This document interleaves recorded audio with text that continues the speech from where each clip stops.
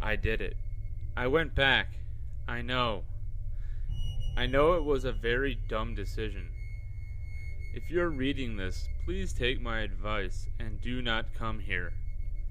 I'm currently hiding in a cornfield, uploading this from my phone, so sorry for any typos. Signal is shit, so I don't know how long it will take this to upload or if it will even post. The current time is 3:12 a.m. on June 19th, 2016. When I arrived back to Joppa a few hours ago, all was quiet. I had made sure to bring my gun in the glove box just in case this time.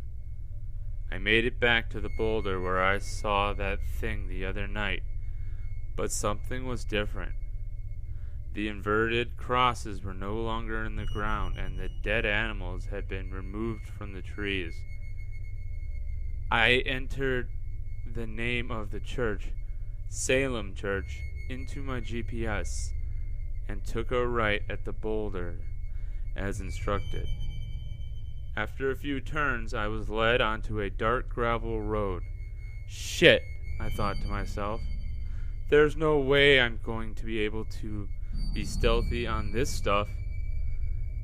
I decided to continue on the path anyway. After being on the gravel road for a few minutes, the church began to creep into view.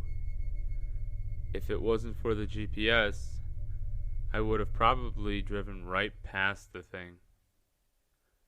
There were no working streetlights, and the nearby houses seemed to radiate zero light. You could tell me the power was out, and I'd just have to believe you. Even the church itself had zero light. The church parking lot only has one entrance/exit, so I was a little wary at first about pulling in, but just went for it. I put the car in park and left it running in case I needed to make a quick exit. As I got out of the car, I couldn't help but be overcome with a sudden feeling of being the center of some kind of unwanted attention. It was a mixture of dread and being followed. Slowly, I crept towards the church to see if I could get a glimpse inside. I approached one of the side windows and pressed my face to the glass. I might as well have just had my eyes closed. I couldn't see a damn thing. I got my phone out of my pocket, turned on the flashlight, and brought it to the window next to my face. As I peered around the room, I was instantly creeped out by what I saw. The floors were wooden, but appeared to have bloodstains in certain areas. There were several aisles of benches with red cushioning. The podium in the front had a pentagram on it, and behind it was the same flag I had seen on the back of that truck the other night. I suddenly heard a noise off in the distance and quickly crouched down to hide my phone. After a few minutes, I was able to pinpoint where it was coming from. The noise was coming from the woods behind the church. Curiosity finally getting to me, I decided to slowly crawl toward the back of the church to see if I could get a glimpse of what was going on. My eyes widened and heart raced at what I saw. In the distance, right on the edge line of the woods, was what appeared to be a bonfire. A bonfire that wasn't there minutes ago when I had pulled up. Forming a line between the fire and I was about 12 figures dressed head to toe in the same robe from the other night.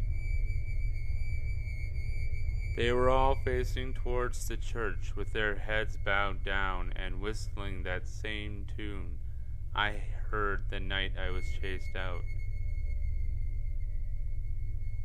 I was officially crept the fuck out. I slowly began backpedaling towards the car.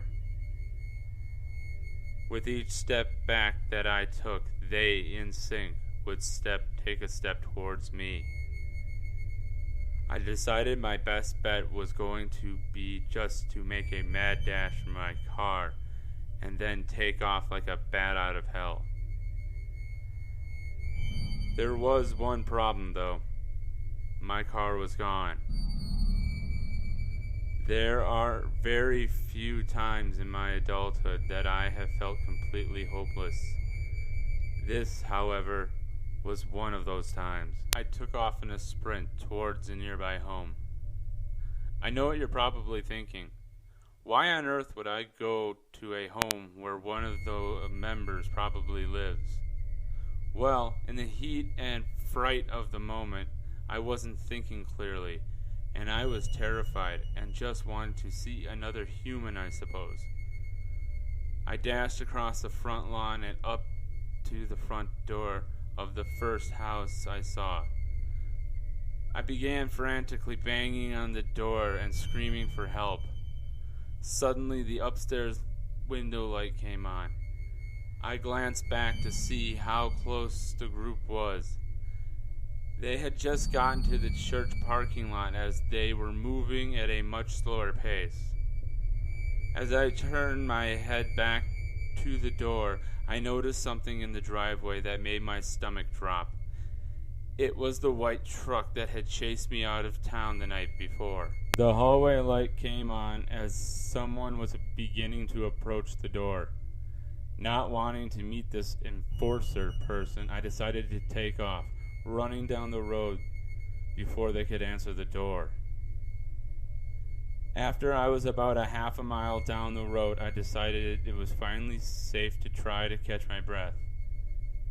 I reached in my pocket and grabbed my phone, and as I should have expected, on these country-ass roads, I had no signal. I tried calling 911, hoping for a miracle, but was unfortunately let down. As I was looking at the phone, I noticed a slight reddish-orange glare coming off of it. What the hell? I thought to myself. I slowly turned around and saw where it was coming from. About a quarter mile back was a line of the cult members coming down the street. The two members leading the way were carrying torches. I immediately cut into a field to my left and ran as far and as fast as I could. Eventually, when I felt like I was far enough from the end of the road, I got to the ground and again tried to gather my breath. There was a good 10 minutes of just silence.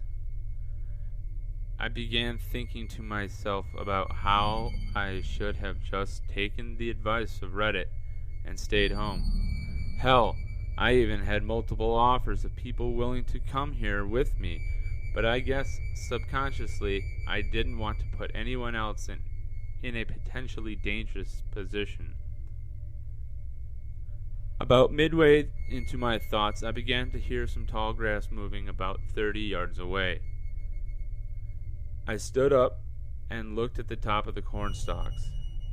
You could see whatever it was moving closer and closer. At about 10 yards away, it suddenly stopped moving. I could hear that menacing giggle again from the other night, and that all too familiar whistling tune. It began inhaling as if it was trying to pick up a scent of me. I put my hand over my mouth and did the best I could to conceal my heavy breaths. Suddenly, everything became silent. So silent that it was almost deafening. At this point, I could literally hear my heart pounding away. I looked down at my feet, and that's when I noticed what felt like a literal lifesaver. Lying on the ground next to my feet was an empty beer bottle. I picked it up and launched it as far as I could back towards the street. After a couple of seconds, I heard it hit the ground and shatter in the distance. That thing let out the loudest growl shriek I think I've ever heard in my life and took off full speed toward the bottle. I immediately began running the other way as fast as I could. I eventually reached another road, but decided to cross it into the next field and lay low in there. So this is where I am at now. I was able to find an abandoned car in the field that has no tires on it, so I crawled in the trunk. I keep hearing the shuffling of things moving coming from all directions. I figure I'll bunker down here until morning, and when it's silent, I'll make my move. My friends will know something is up by then, and should have a nice-sized group looking for me. Please learn from my mistakes and do not come out here. Update. I can hear them whistling that tune. They're everywhere. Update number 2. I'm alive. After the sun had risen, I slowly opened the trunk of the car. On the ground, a pentagram had been drawn in the dirt and surrounded with fresh dead animals. They knew I was in there the whole time. I booked it back towards the road and began walking towards the nearby town of Mooresville until I got enough signal to phone a friend. Update number 3. I finally found my car. Well, a police officer did, I should say. It was pulled off to the side of a country road just outside of Joppa. Thank you for watching. I would like to apologize for the delay in uploading new content in the past few weeks. I have been having a few health issues that have been consuming a lot of my time. Along with the health issues, my day job consumes the rest of my time. However, a new shift will give me plenty of more time to produce new content. Thank you for watching, and if you liked what you saw, click the subscribe button. If you have a story you would like me to feature on my channel, send it to the Gmail address in the link in the description below. Feel free to hit us up on Twitter at 10flatmedia. A link is in the description below.